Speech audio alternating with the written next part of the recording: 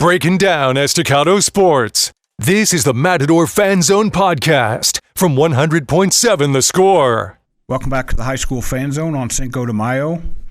I mentioned all of the games that are left to be played in softball and baseball. Let me run through the scores from this last weekend real quick before we jump into the Matador Fan Zone. We'll start with Estacado, since that's who we're going to talk about. I'm going to guess that Reginald Davis has probably seen Mark Giannis, and Mark's probably still floating pretty high right now because Matadors came back and won their 4A baseball by-district series 2-1, won both games in their last at-bat, including a walk-off in the third game to beat Brownwood in advance. We'll stick with baseball. 4A Division II, Liberty season ended with a couple of losses on Saturday after they won the opening game, lost 4-3 and 8-0. Lubbock Cooper stayed alive in 5A Division II. They won last Thursday at home on a walk-off and then had to rally and come back and win Game 3, 8-3 after losing the middle game. In 5A Division I, Coronado took care of Abilene Cooper in 2 games, 3-0 and 2-1 in 8 innings, another walk-off game. That was a great game. I was at that game. Friendship defeated El Paso Eastwood 2-0, 10-0, 9-7. In softball, I mentioned Lubbock Cooper's the last team standing in UIL. They won their series against El Paso Eastwood. Let me find it here. El Paso Parkland, I'm sorry. 7-1, 5-0. Friendship lost in their season end. They beat Keller 3-1 in the first game, then lost 6-5 in 8 innings and 12-5. And that is it for softball. I mentioned that Lubbock Christian softball, they are the lone team left standing in TAPS. They play in the state semifinals in softball on Friday. That was all going on while the state track meet was going on down in Austin, UIL. Then the TAPS state track meet was at Hewitt Midway. So a lot of track going on, a lot of incredible performance, including one by a guy that Reginald knows well, Cedric Ross. We just had Alan Gant in. Yes, sir. So we have 2 guys who won silver medals in the 100. And I hope people understand how cool that is, this is just your first year here, but I mentioned Alan. I don't know that there's been 2 faster kids in Lubbock at the same time in quite a while because Alan Gant and Cedric Ross are about as good as it gets. Yeah, for sure. It's amazing to see because, they push each other, they motivate each other. So just seeing them compete and have success in what they do and what they train for is great to see. I saw Cedric. I think Cedric just walked in. Here he comes. We'll give him a second to come in. The man of the hour. There he is. Silver medalist Cedric Ross. How's that sound? Good. I know we're going to – you came at exactly the right time because I was about to say I thought I saw on social media that I think you said you didn't run the race you wanted, but you were happy. So you still got more in the tank. Yes, sir. You've got a year left. Yes, sir. That's the dude. Alan Gant was just here. I don't know if you saw him on the way out. He ran a pretty good race in his last high school race, and Coach was just talking about how you two kind of pushed each other. Did you run first or did he run first? I ran first. I ran that Thursday. He ran that following Saturday. So you guys got to – I saw a picture of you two together. What did you see him in between? Did you tell him anything about what it was like to be on that track and running? Honestly, I just gave him words of encouragement. Just go out and run your race when we seen each other. So you ran your race. What did you like about how you ran and who you ran against and everything? I like the fact that I was just able to finish through even though I didn't get the results. So just able to finish through. So you wanted to win. That doesn't shock me knowing your family a little bit. How close was it? I know it was 0.5 of a second. It's too close. Yeah, it's too close. That's all I know. Now, you're saying that. Did you see how Alan's race ended? Yes. He was telling me that when they had to slow it down that the kid beat him by having a little bit bigger shoulder, which stuns me because Alan is built like Bobby. Yes. And to see that young man, you're more compact. You pick him up and put him down, you know you're going fast. It takes Alan a little bit to kind of realize how fast he's going. How close was your race? Was it as close as Alan's, or was it?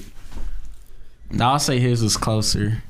You can see it. So you want to be better. We're coming up on the break here. What can you do Now, you're also a football guy like Alan, so you're going to be putting those shoulder pads on. You're going to be busy there for a few months, but when track season gets here next spring, next winter, what can you do to get faster?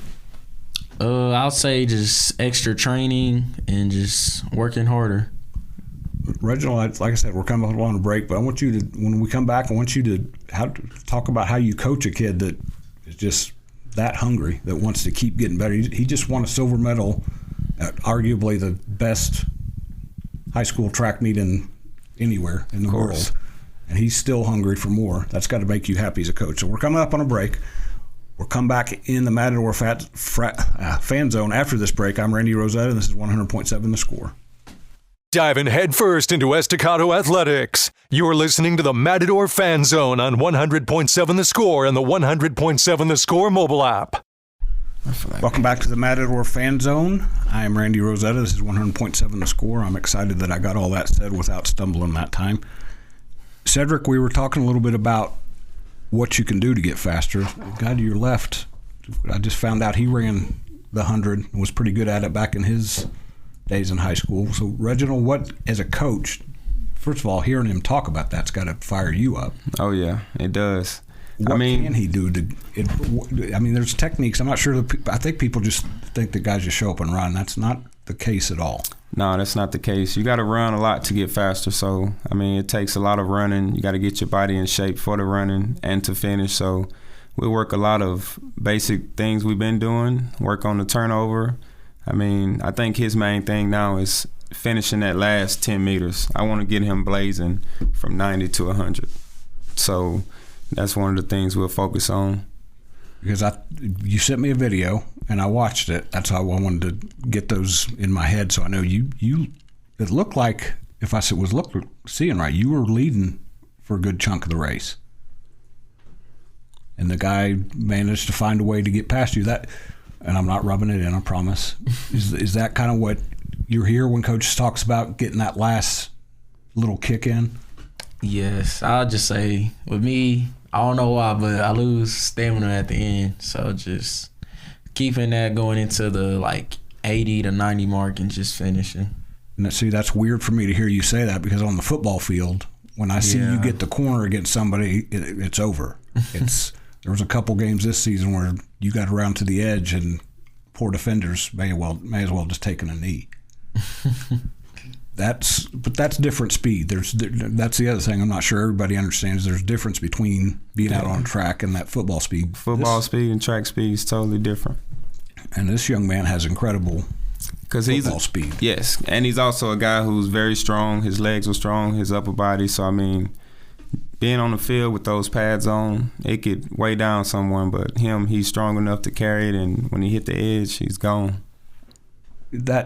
What you just said seems to run in the family, because Bobby Ross, big brother, now almost a graduate. How many more days does he have left of school? I bet is he counting down the days? I think 14. Okay. Almost.